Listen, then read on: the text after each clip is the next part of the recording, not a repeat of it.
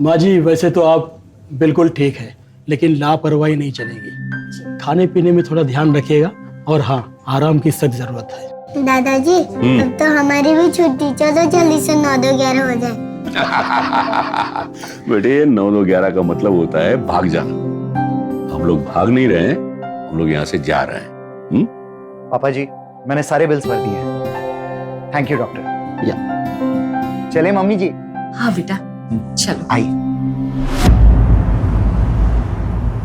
बेटे 15 दिन बाद का हमारा टिकट बुक करा देना। सोचता हूँ हम लोग नासिक वापस चले जाएं। नहीं पापा जी मम्मी जी, अब से आप हमारे साथ ही रहेंगे। मैं आपको गाड़ी चलाना सिखा दूंगा ताकि मम्मी जी को जब भी आपको डॉक्टर के पास चेकअप के लिए ले जाना है आप खुद गाड़ी चलाकर ले जा सकते हैं। अरे भाई ये उम्र गाड़ी सीखने की नहीं है, बेटे के कंधे पे स्मशान जाने की है। कैसी अशुभ बातें करते हो? अरे इसमें अशुभ क्या है, हकीकत है। आप चुप भी करो बस। पापा जी अब मुझे पता चला कि मम्मी जी को हार्ट की प्रॉब्लम क्यों हुई है। क्यों भाई? आपकी ऐसी बातों की वजह से।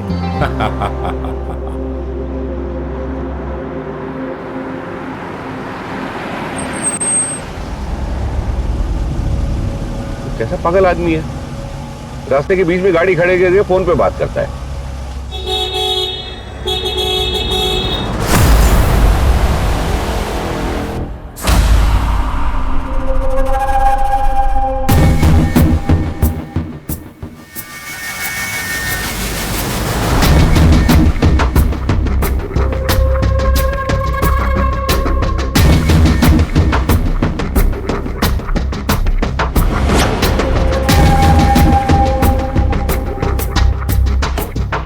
चल बाहर, ज्यादा जल्दी जाने की।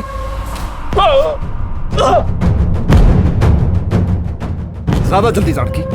देख रहा ना फोन पे बात कर रहा हूँ। जी फिर क्यों हॉर्न मारा? क्यों हॉर्न मारा? भाई मैंने आपको पहचाने नहीं था, सॉरी भाई। चल। हाँ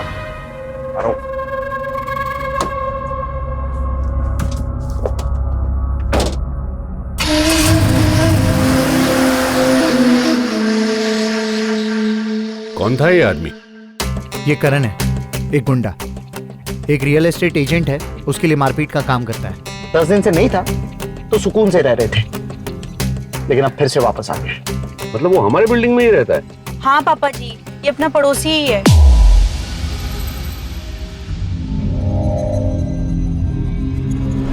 कहा ना तुमसे मैंने कि मैं साइन नहीं करूंगा, तुम्हें जो करना वो करना।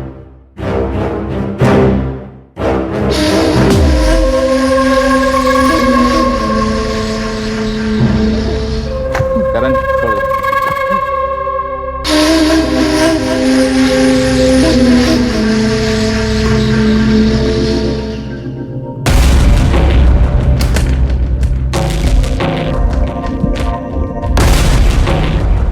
चल चल निकल।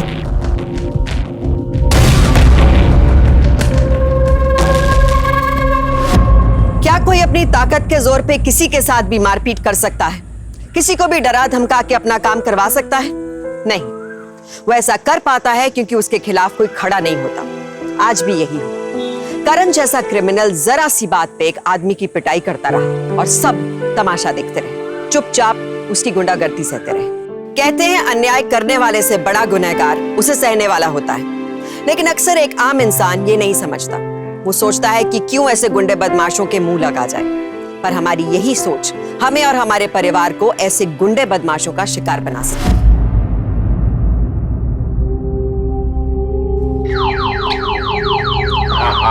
दादाजी देखो कितनी डेंजर वाली गन है। अरे शेखर, तूने इसे गन दिलवा दी?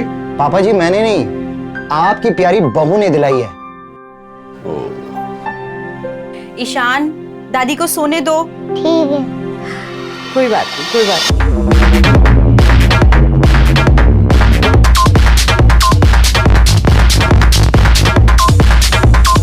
अरे ये कौन शुरू हो गया अभी?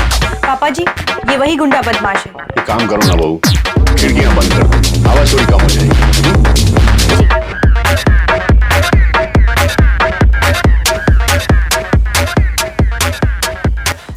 पापा जी, आवाज तो अभी भी आ रही है। कोई बात नहीं बहू, मैं सो जाऊंगी।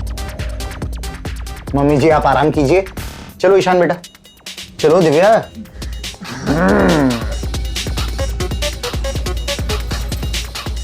खिड़की बंद करने का भी कोई फायदा नहीं हुआ। ये आदमी इतनी जोर से म्यूजिक बजा रहा है मानो पूरी बिल्डिंग हिला देगा। आप टेंशन मत लो, थोड़ी देर में अपने आप बंद हो जाएगा। अरे अब आप कहाँ चले? मम्मी जी को देख लें। ये आवाज तो बंद होने का नाम ही नहीं लेती है। एक काम करो, ये रुई लगा लो कान में, कम सुनाइएगा। आप चुप भी करो, इस रुई हुई से कुछ नहीं होने वाला, रहने दो। मम्मी जी पापा जी आप परेशान ना हो, मैं कुछ करता हूँ। शेखर, कहाँ जा रहे हो तुम? उस पड़ोसी को बोलने की म्यूजिक बंद कर दे। शेखर प्लीज मत जाओ, तुम जानते हो ना उस आदमी को, छोटी छोटी बात पर झगड़ा करता है। तुम एक काम करो, तुम सेक्रेटरी से मिल लो, वो अपने आप बात कर लेगा। ठीक है।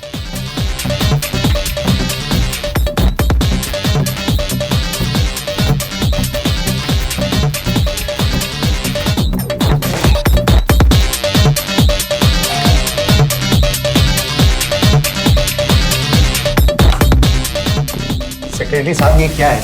इतनी जोर से वो आदमी म्यूजिक बजा रहा है, आप कुछ करते क्यों नहीं हो? देखिए, मैं आपकी परेशानी अच्छी तरह समझ सकता हूँ, लेकिन वो अपने घर में म्यूजिक बजा रहा है और अपने घर में कुछ भी करने की पूरी आजादी है उसे।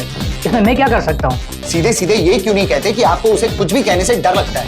ठीक है, अगर आपको लगता है कि मैं उससे डर रहा हूँ तो डर रहा हूँ मैं उससे, क्योंकि मैं उस तरह के इंसान के मुंह नहीं लगता कभी।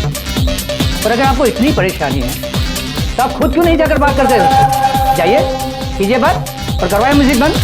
वो तो मैं करवा के रहूंगा।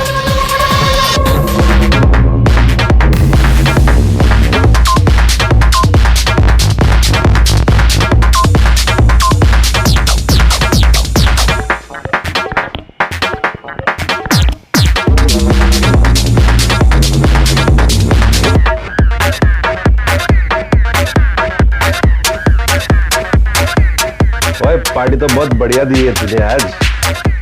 भाई स्पेशल दारू बाहर से मंगाई है मैंने, स्पेशल।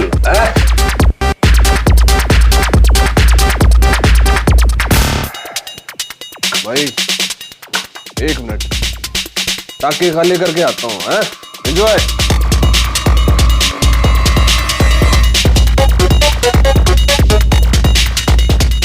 अरे भाई सुनिए, अरे भाई साहब सुनिए, अरे सुनिए, थोड़ा म्यूजिक कम कर दीजिए। अरे सुन रहे हैं आप? म्यूजिक कम करने के लिए कह रहा हूं आपको, सुनिए।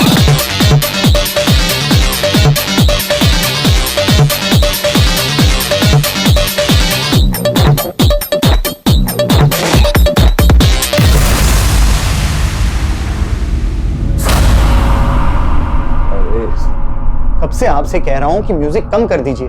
हाथ जोड़ता हूं आपके सामने, मेरी मम्मी का अभी ऑपरेशन हुआ है, उसे आराम की सख्त जरूरत है। अगर आप ऐसे म्यूजिक चलाएंगे तो वो कैसे आराम कर पाएगी?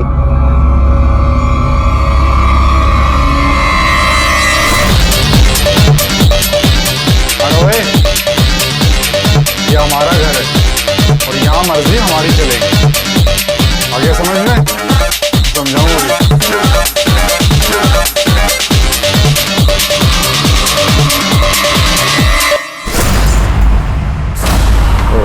म्यूजिक बंद नहीं कर सकते हो तो एटलीस्ट कम तो कर दो। कब से आपसे कह रहा हूं कि मेरी मम्मी का अभी ऑपरेशन हुआ है, उसे आराम की सख्त जरूरत है। इतनी सी बात समझ में नहीं आती आप लोगों को?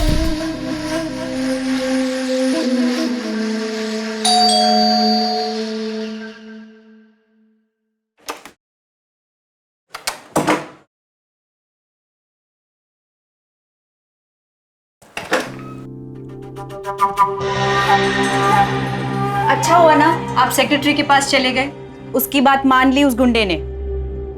अब आप बैठो, मैं खाना लगाती हूँ।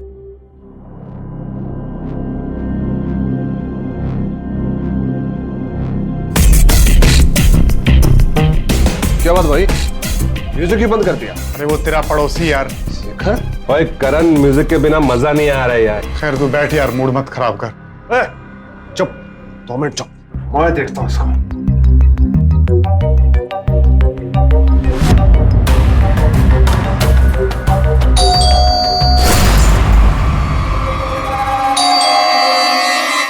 बैठो तुम, मैं देखता हूँ बेटा।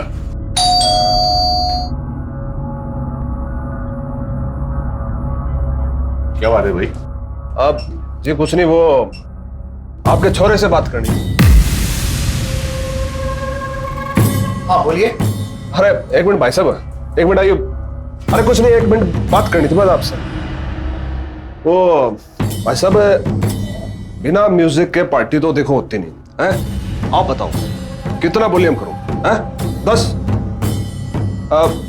20 कर दो, 20 क्या? अरे वो भी छोड़ो, एक बात बोलूं, आपने म्यूजिक ऑफ किया था ना? अच्छा नहीं किया। अब एक काम करो, आप भी ऑफ हो जाओ।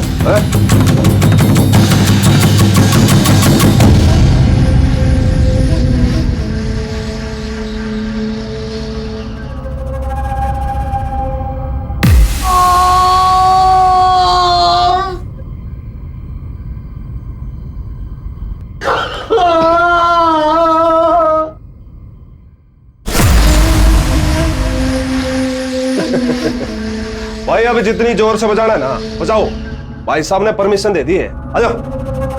हेलो। देख बेटा, कुछ नहीं होगा तुझे, हम लोग हॉस्पिटल आ चुके हैं, तो बिल्कुल ठीक हो जाएगा बेटा।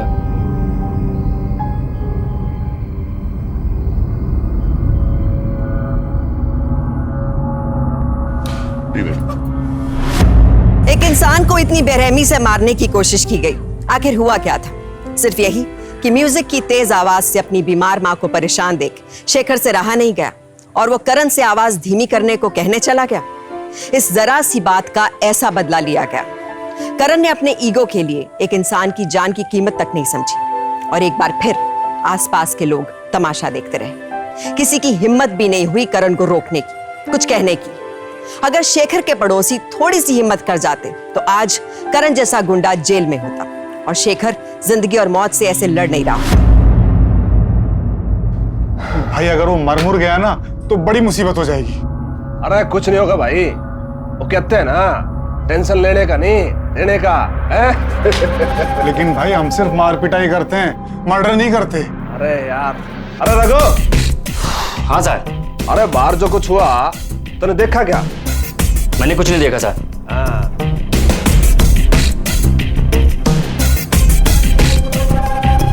अरे दारू पियो, एंजॉय करो। चीयर्स।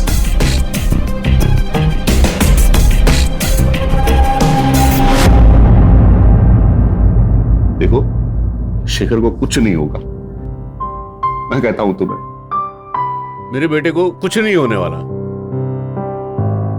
मत रो बेटे, मत रो, सब ठीक हो जाएगा।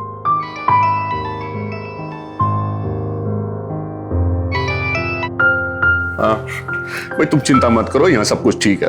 शेखर को अभी अभी अंदर ले गए हैं, हमारे बेटे को कुछ नहीं होगा, कुछ नहीं होगा।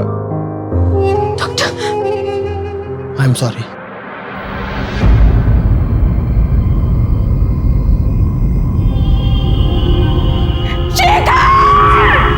क्या हुआ? क्या हुआ? ये बहू रो क्यों रही है? वो चिल्लाई क्यों? सुनिए। दादी क्या हुआ? आप रो क्यों रही है? बताओ ना दादी, क्या हुआ पापा को? पता नहीं बेटा, तेरे दादाजी कुछ नहीं बोले ठीक से।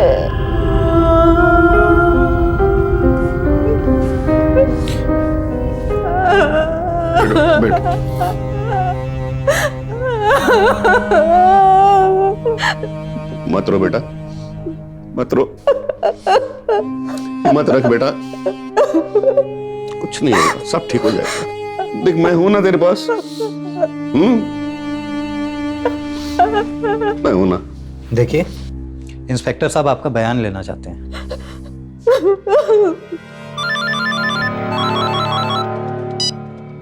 हेलो दादाजी। हेलो बेटा ईशान। दादी रो क्यों रही है? क्या हुआ दादी को? नहीं बेटा, कुछ नहीं हुआ है। हम लोग अभी थोड़ी देर में तुम्हारे पापा को लेकर आ रहे हैं। तुम दादाजी का ख्याल रखना बेटा, हम लोग आ रहे हैं जल्द। दादी दादाजी कह रहे हैं कि वो अभी पापा को लेके आ रहे हैं। मत रो बेटा, मत रो।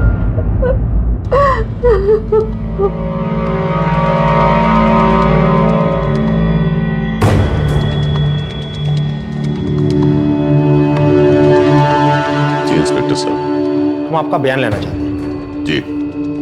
कैसे हुआ ये सब? खिड़कियां बंद कर, आवाज थोड़ी कम। म्यूजिक धीमा बजाने के लिए मेरा बेटा उसे कहने गया और उस आदमी ने ये आपकी बहू है?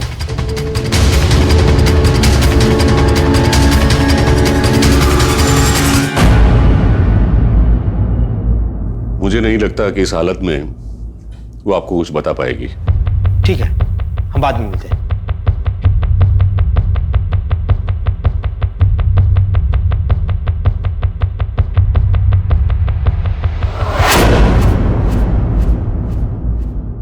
बहू बेटा,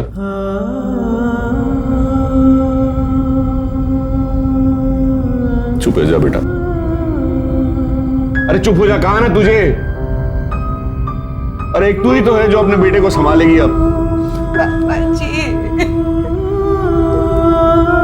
मत रो बेटा, तू घर जा और ईशान को और अपनी सास को संभाल। इस वक्त उन दोनों को हमारी जरूरत है। और हाँ देख, अपनी सास को शेखर के बारे में कुछ मत बताना। मैंने उसे कुछ नहीं कहा है। सुन रही है ना तू? नहीं बेटा, नहीं। जा बेटा, घर जा।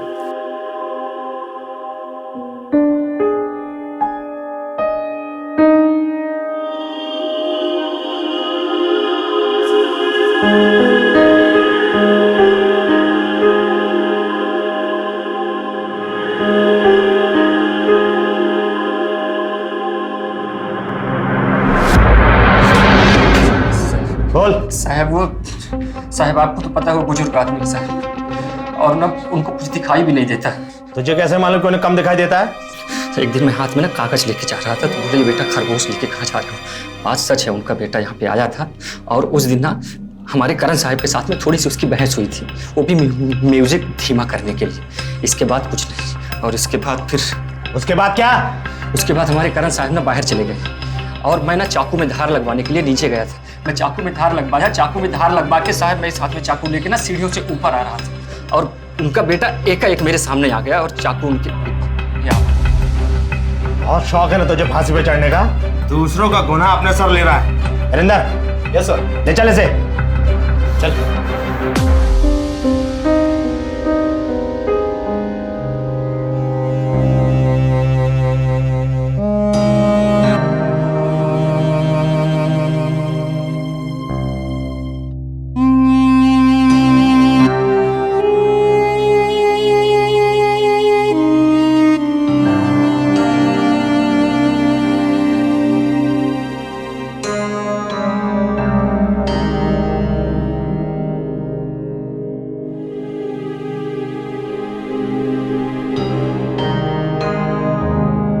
बहू, तू अकेली क्यों है?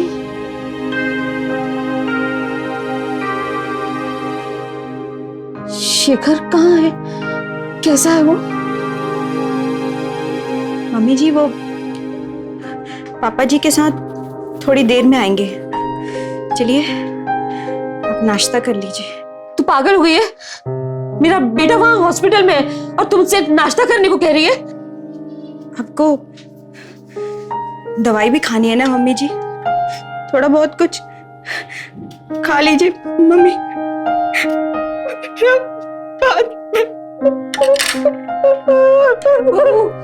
क्या हुआ? सच सच बता, क्या बात है? मम्मी जी वो क्या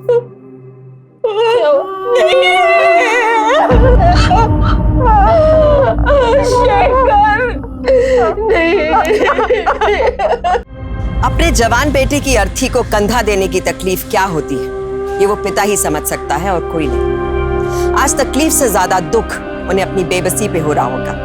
उनकी आंखों के सामने करण जैसे क्रिमिनल ने उनके बेटे की जान ले ली और वो कुछ भी नहीं कर पाए। क्या करण जैसे बदमाश सच में इतने ज्यादा ताकतवर होते हैं कि लोग उनके खिलाफ खड़े होने की हिम्मत भी नहीं जुटा पाते? सच तो ये है कि कुछ अच्छे लोग खुद को कमजोर बना लेते हैं, वरना ऐसे 2-4 क्रिमिनल्स में इतना दम नहीं है कि वो कई अच्छे लोगों के दिल में दहशत पैदा कर सके। लेकिन शेखर के पिता, जो खुद एक बुजुर्ग इंसान थे, वो अब कैसे करण के खिलाफ खड़े होने की हिम्मत जुटा पाएंगे? कैसे अपने बेटे को इंसाफ दिला पाएंगे?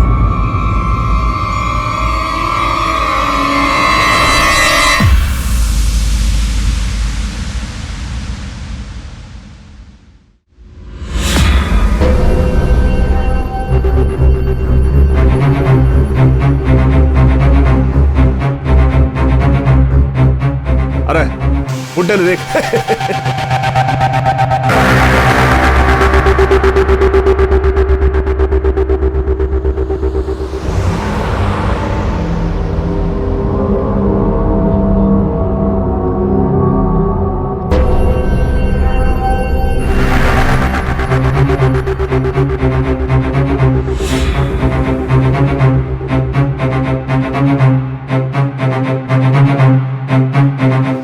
कुछ गया?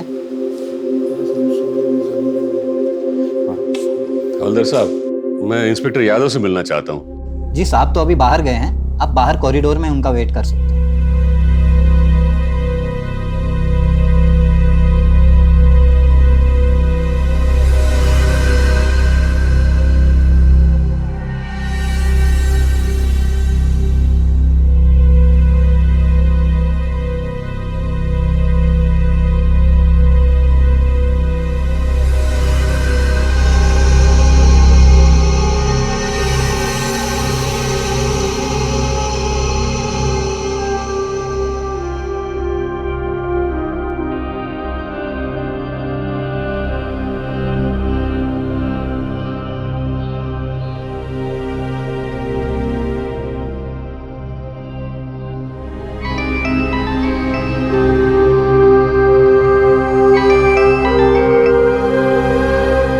हाँ बेटा। दादाजी कहाँ हो आप? बेटे मैं थोड़ी देर में आऊंगा।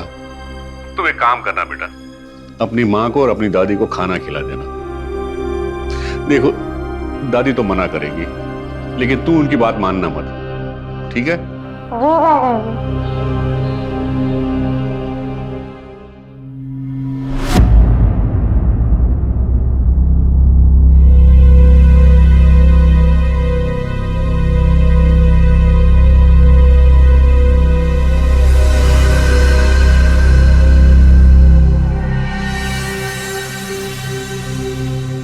हवलदार साहब कब आएंगे इंस्पेक्टर साहब? साहब आ चुके हैं, आप उनसे मिल सकते हैं। जी धन्यवाद। कॉरिडोर से दाईं तरफ। जी।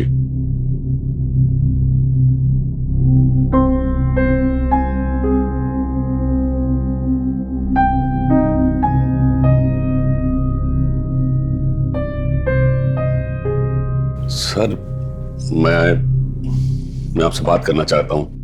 देखिए मैं अर्जेंट काम कर रहा हूं, आपसे बाद में बात करता हूं। लेकिन सर वो देखिए, आपसे कहा ना अर्जेंट काम कर रहा हूं। मिनिस्टर साहब की सिक्योरिटी का प्रबंध कर दूं, फिर आपसे बात करता हूं।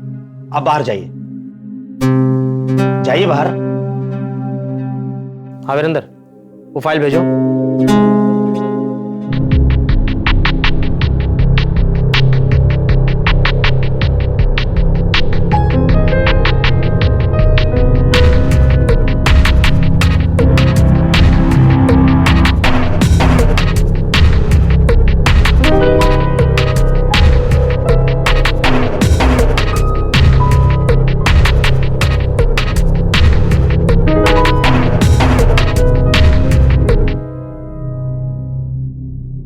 हवलदार साहब कब तक? देखिए जैसे ही साहब का काम खत्म होगा वो आपको बुला लेंगे, आप थोड़ा सब्र रखिए। सब्र ही तो कर रहा हूं अब, बस अब और नहीं।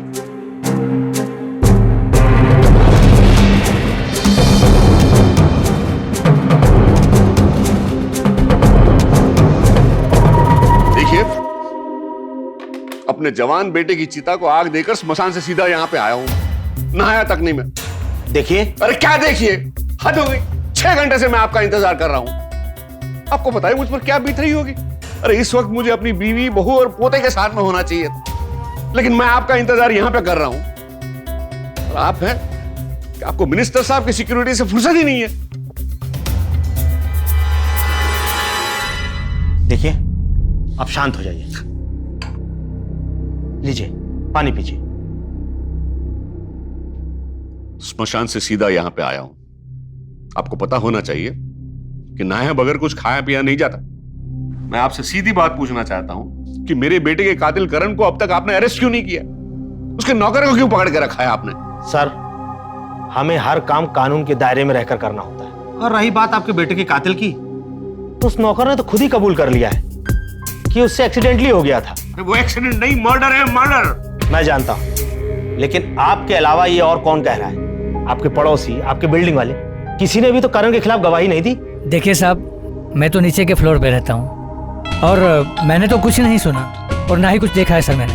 सर मैं बेडरूम में था और एसी ऑन था, तो बाहर क्या हुआ कुछ सुनाई नहीं दिया सर। अब आप खुद ही बताइए, आपके अलावा और कौन है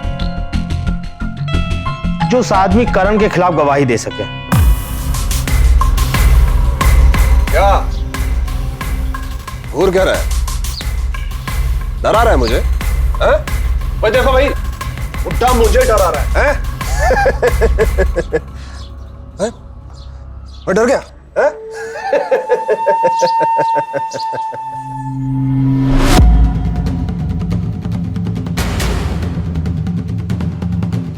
बुड्ढे क्यों मेरे हाथों से मरना चाहता है? हैं? चल चल चल।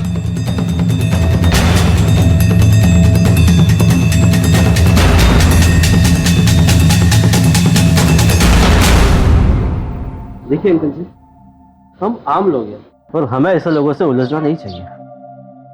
मैं सोच रहा था कि मैं स्मशान से घर आ रहा हूं, लेकिन गलत सोच रहा था।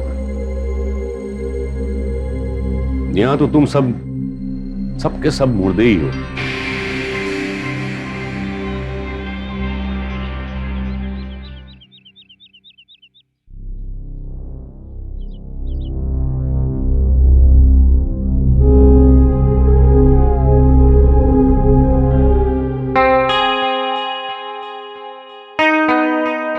दादाजी, मुझे डर लग रहा है। अगर वो अंकल पापा के जैसे मुझे भी मार देंगे तो? नहीं बेटा, डर मत। तुझे कुछ नहीं होने दूंगा मैं, कुछ नहीं होगा तुझे।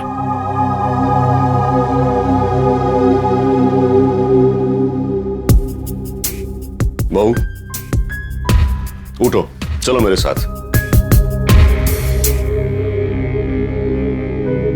अरे बेटा, पुलिस स्टेशन जाना होगा। हम दोनों जाकर वहां गवाही देंगे तो ही उस करण को सजा मिलेगी। क्या कह रहे हो? उस आदमी को सजा दिलवाने से क्या हमारा शेखर वापस आ जाएगा? कल को उसने ईशान के साथ कुछ गलत कर दिया तो? हाँ पापा जी, वो करण बहुत बुरा आदमी है। कहीं उसने मेरे ईशान को कुछ कर दिया तो? नहीं, मुझे कुछ नहीं करना, नहीं करनी कोई शिकायत।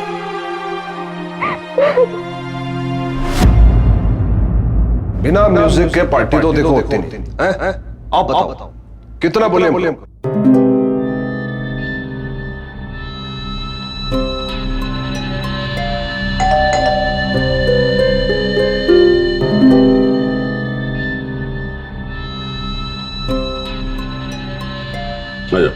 रखो वहां पे।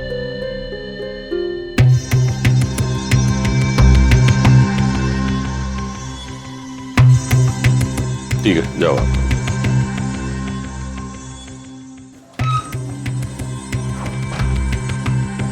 ये सब क्या है? क्या कर रहे हैं आप? कुछ नहीं, जाओ तुम दोनों बेडरूम में जाओ और मैं जो कर रहा हूं मुझे करने दो। लेकिन देखो, तुम्हें अपने बेटे की कसम, सिर्फ चुप रहो और डरो मत। अब हम में से किसी को कुछ नहीं होगा। और ये लो, इसे कान में लगा लो और बेडरूम में चले जाओ। जाओ, कहा ना तुम लोगों को।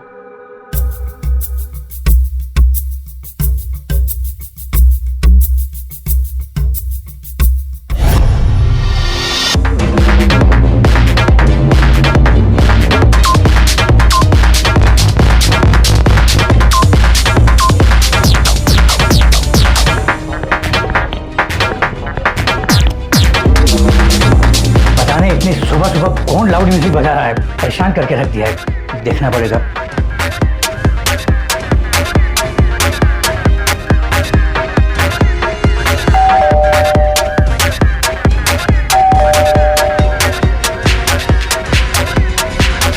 अरे क्या कर रहे हो आप? अपने स्पीकर का वॉल्यूम है ना कुछ कम कीजिए। सोसाइटी में सभी को तकलीफ हो रही है।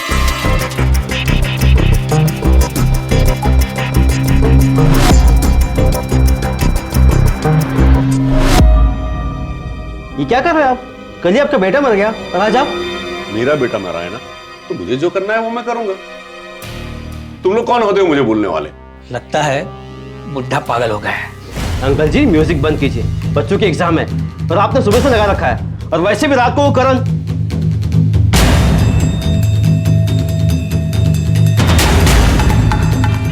नहीं करूंगा।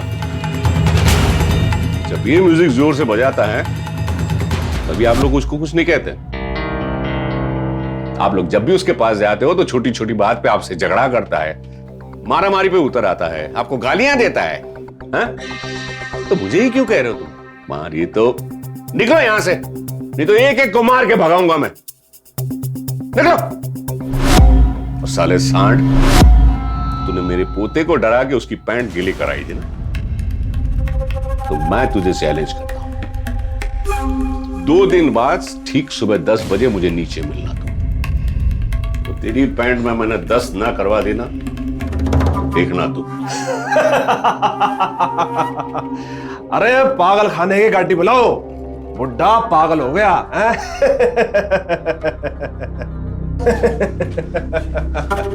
जा बुड्ढे जा, आराम कर है? जा।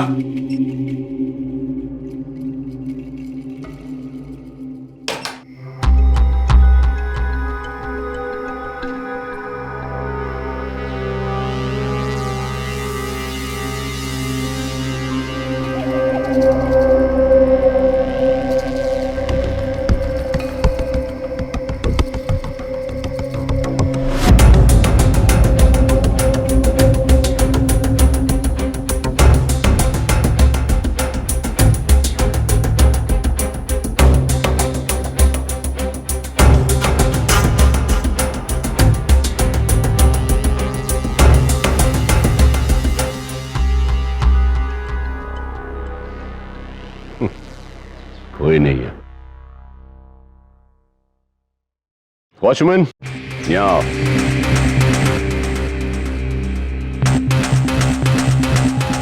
जी कहिए चाचा जी।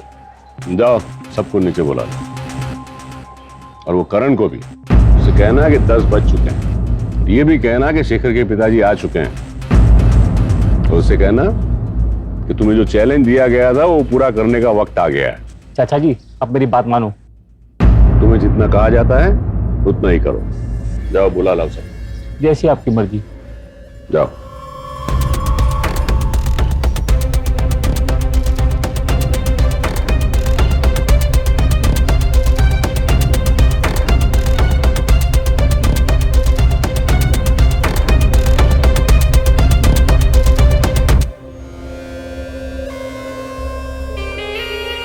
अरे क्या तमाशा लगा रखा है?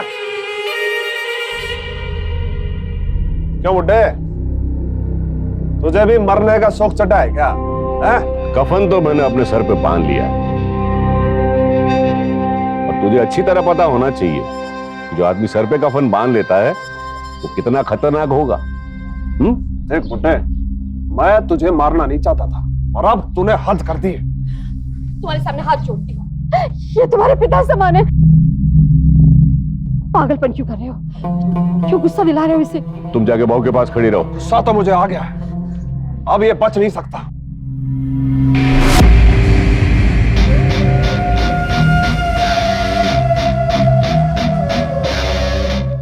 शरीर में तू मुझसे ताकतवर होगा, लेकिन इसके सामने हर ताकत कम हो जाती है, समझा? और अब तू डर मुझसे। देख बुड्ढे, तेरा बेटा पहले ही मर चुका है, अब तू मुझे मार के जेल तो नहीं जाना चाहेगा। जेल और मैं? अरे तुझे मारकर भी मैं जेल नहीं जाऊंगा, क्योंकि ये सब अंधे हैं, सब के सब बूढ़े हैं। सब पुलिस को बता देंगे कि हमने कुछ नहीं देखा। कर नीचे कर, तू गोली चल जाएगी, नीचे कर। चल जाएगी, गोली चल जाएगी। जानता हूं मैं, ये सब के सब डरपोक डरते हैं तुझसे, लेकिन अब तू मुझसे डरेगा। देखो भाई लोग, इस आदमी को कभी डरते हुए तुमने देखा है?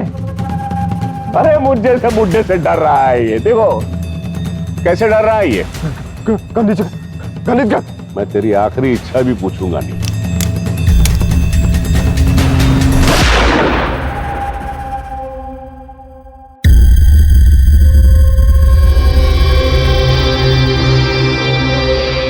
देखो देखो तुम सब लोग, कितना डर गया है ये आदमी। अरे देखो, इसकी पैंट भी गीली हो गई।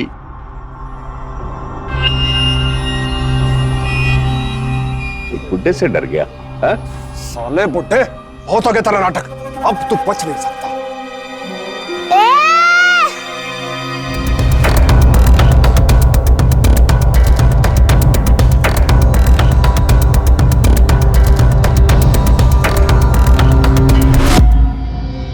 तेरी तो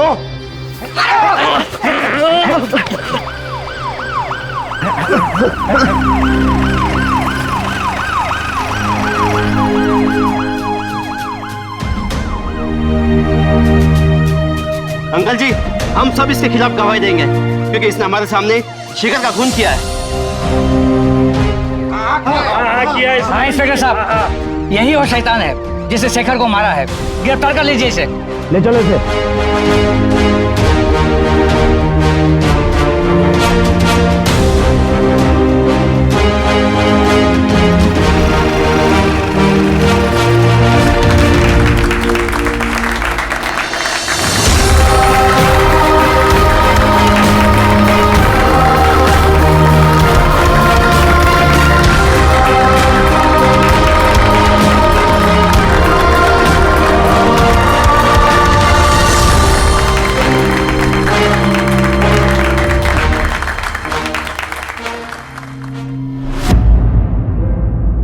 गली मोहल्ले में करण जैसे गुंडे बदमाश मिल जाएंगे, लेकिन वो कोई भी बदमाशी करे तो डरे नहीं, तुरंत उनकी शिकायत करें। हमारा कानून ऐसे क्रिमिनल्स को सजा भी देगा और उनसे हमारी सुरक्षा भी करे। शेखर के पिता ने यह साबित कर दिया कि जो गुंडे बदमाश दूसरों को डराने धमकाने की कोशिश करते हैं, वो खुद बहुत बड़े डरपोक होते हैं। उन्होंने ये भी साबित कर दिया कि एक आम मिडिल क्लास इंसान डरपोक नहीं होता। जब किसी ऐसे गुंडे बदमाश के आतंक से उसके परिवार की खुशियों का दम घुटने लगता है, तो कभी कभी एक आम शरीफ इंसान ऐसा कुछ कर जाता है जिसकी बड़े बड़े गुंडे बदमाशों ने भी कभी उम्मीद ना की हो। शेखर के पिता अपने बेटे को खो चुके थे, लेकिन अब वो ये नहीं चाहते थे कि उनका पोता जिंदगी भर डर के साए में जिए। उनकी कोशिशों ने न सिर्फ उनके पोते बल्कि आसपास के सभी लोगों के दिल से करण जैसे गुंडे की दहशत मिटा दी। डर एक बहुत बड़ी कमजोरी है। कभी कभी खुद के डर से हमें सावधान रहना चाहिए, क्योंकि सावधानी आपकी सुरक्षा आपकी।